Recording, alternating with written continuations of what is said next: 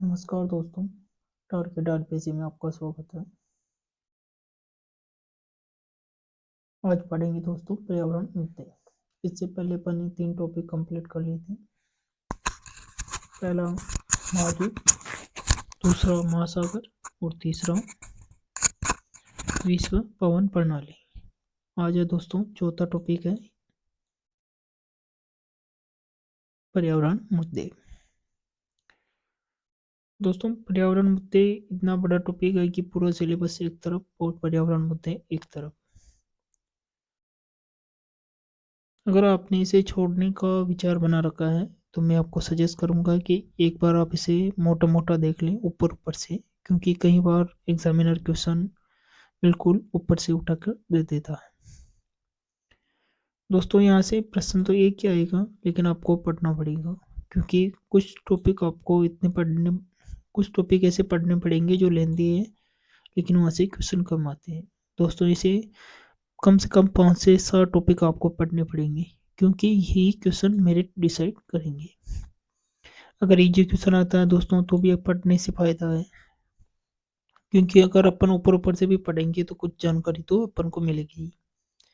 और पर्यावरण मुद्दे ऐसा टॉपिक है दोस्तों जो सभी विषयों से संबंधित है। मतलब ये सामाजिक, आर्थिक, राजनीतिक, वैज्ञानिक सभी सभी टॉपिकों से रिलेटेड है। तो ये मोस्ट इम्पोर्टेंट है। कई कई बार तो दो दो क्वेश्चन तक यहाँ से आए हैं। 2 क्वेश्चन का मतलब दोस्तों 4 नंबर। तो ये मेरे डिसाइड में बहुत इंपॉर्टेंट है, इसलिए इस टॉपिक को समझने की जरूरत है। इसमें कोई ज़्यादा अप्लाइड प्रश्न भी आ सकते हैं और थ्योरेटिकल क्वेश्चन भी।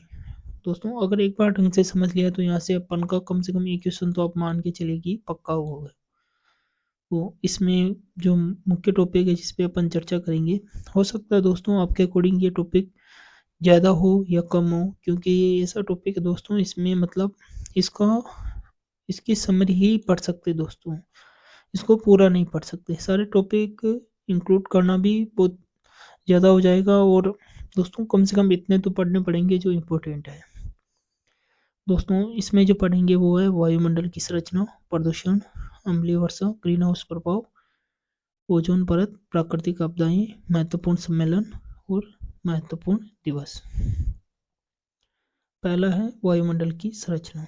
अपन ने पढ़ा था 5 परतों में विभाजित है। पहले क्षोभ मंडल, ट्रोपोस्फेयर, समताप मंडल, मध्य मंडल, मेसोस्फेयर, आयन मंडल, आयनोस्फेयर और बहिर्मंडल, एक्सोस्फेयर। वायुमंडल के संगठन की बात करें दोस्तों तो अपन पहले देख लेते हैं कि वायुमंडल का संगठन गैसों से होता है। सर्वाधिक गैस नाइट्रोजन है लगभग 79%, ऑक्सीजन है 20%। मतलब मोटा मोटा देखिए दोस्तों तो 99% तो दो ही गैसें हैं। जितनी भी वायुमंडल में गैसें हैं उसका 99% तो सिर्फ दो गैसें ही हैं, नाइट्रोजन और ऑक्सीजन। लगभग कितनी है 99%, 70 और 25%। बाकी बची है जिसमें ऑर्गन 93%, कार्बन डाइऑक्साइड 0.03%, नियॉन। बस यहीं तक ठीक है दोस्तों, इनका क्रम पहुंचा जा सकता है। तो सर्वाधिक नाइट्रोजन, ऑक्सीजन, ऑर्गन और कार्बन डाइऑक्साइड। दोस्तों कुछ महत्वपूर्ण गैसों की बात कर लेते हैं। पहली है नाइट्रोजन, वायुमंडल में सर्वाधिक मात्रा में मौजूद है। नाइट्रोजन की उपस्थिति के कारण ही वायुदाब, पवनों की शक्ति तथा प्रकाश में परावर्तन का आभास होता है। ये मोस्ट इंपोर्टेंट है। नाइट्रोजन की उपस्थिति के कारण ही वायुदाब, पवनों की शक्ति तथा प्रकाश के परावर्तन का आभास होता है। इस गैस का कोई रंग, गंध या स्वाद नहीं होता है। ये गैस वस्तुओं को तेजी से जलने से बचाती है। मतलब आग से बचाने का काम भी कौन करती है? Nitrogen gas. इस गैस से पेड़ पौधों में प्रोटीन का निर्माण होता है, जो भोजन का मुख्य अंग है। अपने भोजन का मुख्य अंग है प्रोटीन, इसका निर्माण किससे होता है? नाइट्रोजन से। यदि वायुमंडल में नाइट्रोजन गैस न होती तो आग पर नियंत्रण रखना कठिन हो जाता। दोस्तों अगर सपोज करें पृथ्वी पर नाइट्रोजन गैस नहीं होती और अगर आग लग जाती दोस्तों, तो फिर वो जलती ही रहती, बुझती ही नहीं दोस्तों। जब तक उसे जलने वाले पदार्थ मिलते रहते तब तक आग लगती ही रहती। लेकिन नाइट्रोजन की वजह से क्या दोस्तों, आग बुझाने में आसानी होती है। ये वायुमंडल में ये संपूर्ण प्रक्रिया क्या कहलाती है दोस्तों? नाइट्रोजन चक्र। दूसरी ऑक्सीजन, इसे जीवनदायिनी गैस भी मानी गई है। तीसरी कार्बन डाइऑक्साइड, ये भारी गैस है दोस्तों। क्या है?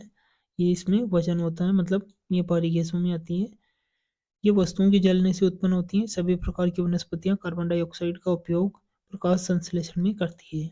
मतलब जो वनस्पतियां हैं उनका मुख्य भोजन क्या है? Carbon dioxide. वैज्ञानिकों का मानना है कि इस गैस की मात्रा में वृद्धि से वायुमंडल की निचली परतों के तापमान में वृद्धि हो रही है। भूमंडलीय तापमान बढ़ रहा है, जिससे जलवायु परिवर्तन हो रहा है।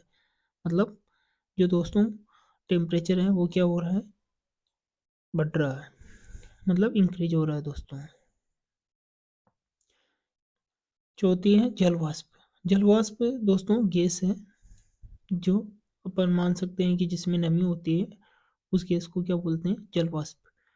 जल वाष्प अधिकांशतः वायुमंडल की निचली परतों की एक सीमित होती है। ऊंचाई में वृद्धि के साथ ही जल वाष्प की मात्रा में कमी हो जाती है। वायुमंडल के संपूर्ण जल वाष्प का लगभग 90% भाग, जो टोटल जल वाष्प है उसका 90% भाग 8 किलोमीटर की ऊंचाई तक ही सीमित होता है। इसको थ्योरेटिकली पढ़ना पड़ेगा दोस्तों। अगर आप सोच रहे हैं कि इतना लेंदी है, ज़्यादा नहीं है इसमें दोस्तों, लेकिन इसे ही पढ़ना पड़ेगा। पर्यावरण मुद्दों में अपन कोई ज़्यादा ट्रिक या डायग्राम से नहीं समझ सकते हैं। इसको थ्योरी के अकॉर्डिंग ही पढ़ना पड़ेगा और इसके स्टेटमेंट याद रखने होंगे। आप आगे पढ़ते हैं दोस्तों। इसके ऊपर जलवाष्प की मात्रा काफ़ी कम होती है। मतलब 8 डिग्री से, मतलब 8 किलोमीटर से ऊपर जाएंगे तो उसमें जलवाष्प की मात्रा कम होगी। वायुमंडल में जलवाष्प की औसत मात्रा 2% है। टोटल जो पांचवी है दोस्तों, पांचवी जो मंडल है इसकी बात कर रहे हैं। पांचवें मंडल में कितनी है? 2% से भी कम है। किंतु दोस्तों जो क्षोभ मंडल में 8 किलोमीटर तक की जो ऊंचाई है उसमें लगभग जलवाष्प का 90% भाग आ जाता है। जलवाष्प सूर्य से आने वाले सूर्य ताप के कुछ भाग को अवशोषित कर लेता है तथा पृथ्वी द्वारा विकिरित ऊष्मा को संजोए रखता है। इस तरह एक कंबल का काम करता है, जिससे पृथ्वी न तो अधिक गर्म होती है और न ही अधिक ठंडी होती है। जलवाष्प के संघनन के कारण ही वर्षा होती है। मतलब जब जलवाष्प अधिक मात्रा में हो जाता है और सघन हो जाता है तो दोस्तों क्या हो जाता है? इसमें वजन हो जाता है और एक गुरुत्वाकर्षण के प्रभाव में आने से वर्षा करने लगता है दोस्तों। दूसरा है प्रदूषण। प्रदूषण की डेफिनेशन देख लेते हैं। वायु, जल एवं मृदा के भौतिक, रासायनिक और जैविक गुणों में होने वाला ऐसा अवांछित परिवर्तन जो मनुष्य के साथ ही संपूर्ण परिवेश के प्राकृतिक और सांस्कृतिक तत्वों को हानि पहुंचाता है, प्रदूषण कहलाता है दोस्तों। कैसा? जो भौतिक, रासायनिक और जैविक गुणों में होने वाले ऐसे अवांछित परिवर्तन जो मतलब हानिकारक हो या अलाभकारी हो, उसे क्या कहते हैं दोस्तों? प्रदूषण। संपूर्ण मानव समाज से अपनी उत्पत्ति से लेकर 1950 तक जितना प्रकृति का उपयोग किया या हानि पहुंचाई, उतना तो केवल संयुक्त राज्य अमेरिका ने, मतलब यूएसए ने ही 1950 से 2000 के मध्य, मतलब 50 वर्षों में ही कर लिया। केवल यूएसए की बात हो रही है दोस्तों। केवल यूएसए ने कितनी हानि पहुंचा दी है? जितनी जब जब से मानव की उत्पत्ति हुई है और 19 तब से लेकर 1950 तक जितनी कार्बन डाइऑक्साइड का उपयोग किया था, उतना तो संयुक्त राज्य अमेरिका ने केवल 50 सालों के अंदर ही कर लिया। अब दोस्तों प्रदूषण के प्रकार। मतलब वायुमंडल, स्थलमंडल तथा जलमंडल के जीवनयुक्त भागों को संयुक्त क्षेत्र से जीवमंडल कहते हैं। जो पृथ्वी की बात हो रही है, इसमें वायुमंडल, स्थलमंडल और जलमंडल तीनों को मिला के संयुक्त रूप से जीवमंडल बोला जाता है। इसी जीवमंडल में उपलब्ध सभी प्राकृतिक तत्वों को प्राकृतिक पर्यावरण का नाम दिया गया है। मानव द्वारा की गई समस्त प्रकार की गतिविधियों से बने प्रदूषकों ने जीवमंडल के इन सभी भागों को प्रभावित किया है। प्रदूषकों की प्रकृति के आधार पर इन प्रदूषण को विभिन्न प्रकार से समझा जा सकता है दोस्तों। पहला वायु प्रदूषण, दूसरा जल प्रदूषण, तीसरा ध्वनि, मृदा, वाहन, विकिरणीय, तापीय, औद्योगिक, कूड़े आदि। दोस्तों ये इतने इम्पोर्टेंट नहीं है, बस ये सामान्य जानकारी के लिए है। ध्वनि प्रदूषण को डेसिबल में मापा जाता है, ये इंपॉर्टेंट है दोस्तों। ये आया हुआ भी है प्रश्न कि ध्वनि प्रदूषण को किस में मापते हैं? डेसिबल में। महत्वपूर्ण बिंदु है दोस्तों, लाइकेन नामक पौधे सल्फर डाइऑक्साइड के प्रति अधिक संवेदी होती है। जो सल्फर डाई SO2 है दोस्तों, इसके प्रति लाइकेन शैवाल होते हैं जो कहाँ पाए जाते हैं? बर्फीले क्षेत्रों में ये सजीवी होता है दोस्तों। जैसे ही सल्फर डाइऑक्साइड की मात्रा बढ़ती है तो ये मुरझाने लग जाते हैं। मतलब SO2 इनकी की अधिकता इन पौधों को निर्जीव बना देती है। तो जैसे ही दोस्तों लाइकेन मुरझाने लगता है तो पता लग जाता है कि सल्फर डाइऑक्साइड की मात्रा बढ़ गई है। तो ये क्या है दोस्तों, सूचक है किसके, सल्फर डाइऑक्साइड के बढ़ने के। कौन से पौधे दोस्तों, लाइकेन। प्राथमिक प्रदूषण दोस्तों, प्राथमिक प्रदूषण उसे कहते हैं जो डायरेक्टली नुकसान करते हैं पर्यावरण का, या डायरेक्टली ओजोन परत या ग्रीन हाउस प्रभाव को बढ़ाते हैं। तो उसे बोलते हैं पर्यावरण प्रदूषण या प्राथमिक प्रदूषण दोस्तों। इसमें कार्बन मोनोऑक्साइड, सल्फर डाइऑक्साइड, यह है सल्फर डाइऑक्साइड, नाइट्रोजन ऑक्साइड, ये कैसे हैं दोस्तों, प्राथमिक प्रदूषण। तृतीयक प्रदूषण में आते हैं जो मतलब संयुक्त या जो प्राथमिक प्रदूषण है उनके साथ क्रिया करके नुकसान पहुंचाते हैं, मतलब डायरेक्ट नहीं इनडायरेक्टली नुकसान पहुंचाते हैं, उन्हें बोलते हैं द्वितीयक प्रदूषण। पहला पैरा ऑक्सीटाइल नाइट्रेट PN,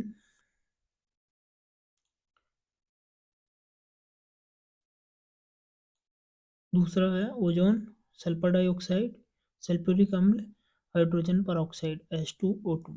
ये कैसे हैं, द्वितीयक प्रदूषण। आप प्राथमिक याद रख लीजिए, वो वही इंपॉर्टेंट है, उससे आपका प्रश्न आराम से निकल जाएगा। Carbon monoxide, sulphur dioxide, nitrogen oxide और कार्बन डाइऑक्साइड, ये भी प्राथमिक ही है दोस्तों। ये कार्बन डाइऑक्साइड आगे पढ़ेंगे दोस्तों, ये ग्रीन हाउस प्रभाव के लिए उत्तरदायी है। ओजोन परत के नुकसान, ओजोन परत का ये नुकसान नहीं करती है दोस्तों। वायुमंडल प्रदूषण में मुख्यतः क्षोभ मंडल, क्षमता मंडल का अध्ययन किया जाता है। जो वायुमंडल प्रदूषण है मुख्यतः क्षोभ मंडल जो सबसे निचला मंडल है और समताप मंडल जो जस्ट सौर मंडल के ऊपर स्थित है, उनके उनमें होने वाले अध्ययन को ही वायुमंडल प्रदूषण कहते हैं। पहला है BOD, जैव रासायनिक ऑक्सीजन मांग, बायोकेमिस्ट्री ऑक्सीजन डिमांड, इसका फुल फॉर्म है बायोकेमिस्ट्री ऑक्सीजन डिमांड। स्वच्छ जल, जो स्वच्छ जल होता है दोस्तों उसकी BOD का मान 5 ppm से कम होता है, जबकि जो अधिक प्रदूषित जल है उसका मान 17 ppm से अधिक होता है। ppm का फुल फॉर्म होता है पार्ट्स पर मिलियन, मतलब जो पानी की मात्रा है उसमें जो कण है या जो विषैले कण है या जो गंदे कण है उनकी मात्रा मिलियन में कितनी है, मतलब पार्ट्स पर मिलियन, उसकी गणना के आधार पे ही उसको मापा जाता है कि ये मतलब स्वच्छ है या प्रदूषित है दोस्तों। तो जो स्वच्छ जल है वो 5 ppm से कम होता है और जो प्रदूषित है वो 17 ppm से अधिक होता है। अधिक उर्वरक खादों के उपयोग से भूमि प्रदूषण होता है दोस्तों। मिनीमाता रोग पारे के कारण होता है, पारा या मरकरी। ध्वनि तीव्रता को डेसिबल में मापा जाता है। यूएनओ की एक रिपोर्ट के अनुसार शुद्ध पानी के अभाव व डायरिया के कारण विश्व में 2300 लोग प्रतिदिन मर रहे हैं। कितने दोस्तों, 2300 लोग प्रतिदिन मर रहे हैं। पिछले वर्ष में मतलब 30 से 40 वर्षों में समुद्री जल के प्रदूषण के कारण 40% समुद्री जीव कम हो गए। ये दोनों ही ये मोस्ट इम्पोर्टेंट है दोस्तों, क्योंकि ये वीएनओ की रिपोर्ट से निकाले गए टॉपिक है, तो ये स्टेटमेंट पूछे जा सकते हैं। अब है सेवल ब्लूम। एक्चुअली दोस्तों सेवल ब्लूम होता क्या है, जो पानी के ऊपर जो घास उगी होती हैं ग्रीन कलर की, उन्हें ही क्या बोलते हैं, सेवल ब्लूम। तो दोस्तों अपशिष्ट पदार्थों में उर्वरकों में उपस्थित नाइट्रेट और फास्फेट, जो अपन खेतों में जो उर्वरक देते हैं दोस्तों, या जो अपशिष्ट पदार्थ होते हैं जो उर्वरक देते हैं, वो तो बारिश आती है तो क्या होता है दोस्तों, वो क्या होते हैं, वो बारिश से तालाब में चले जाते हैं दोस्तों। जैसे खेतों से आते हैं, खेतों से पानी निकलता है और तालाब में जाता है, तो उसके साथ जो अपन खेतों में उर्वरक देते हैं वो भी पानी के साथ कहाँ जाता है दोस्तों, वो आ जाता है तालाब में। तो तालाब में पहले से ही ये शैवाल उपस्थित होते हैं, तो इन्हें क्या है, पोषक तत्व मिल जाता है, जिससे ये वृद्धि करते हैं। और इनके वृद्धि करने से दोस्तों क्या होता है, मतलब ये पूरे पानी के ऊपर के तल पे फैल जाते हैं दोस्तों। जैसे ही ये फैलते हैं तो नीचे सूर्य का प्रकाश नहीं जा पाता है, जिससे क्या होता है, नीचे जलीय जीवों की मृत्यु हो जाती है। और ये टेम्परेचर भी मेंटेन नहीं होने देता है, जिससे क्या होता है दोस्तों, जल का जो पीएच मान है वो ऊपर नीचे हो जाता है, जिससे उसमें उपस्थित सारे जीवों की मृत्यु हो जाती है। अपशिष्ट दोस्तों ये पढ़ लिया था। अपशिष्ट पदार्थों में उर्वरकों में उपस्थित नाइट्रेट और फास्फेट जैसे रसायन अत्यधिक मात्रा में जलाशयों में तालाबों आदि में मिल जाते हैं। ये रसायन शैवालों के लिए पोषक पदार्थ का कार्य करते हैं। फलस्वरूप जलाशयों में शैवालों की मात्रा अत्यधिक वृद्धि हो जाती है। शैवालों में इस अत्यधिक वृद्धि से होने को ही शैवाल ब्लूम कहते हैं।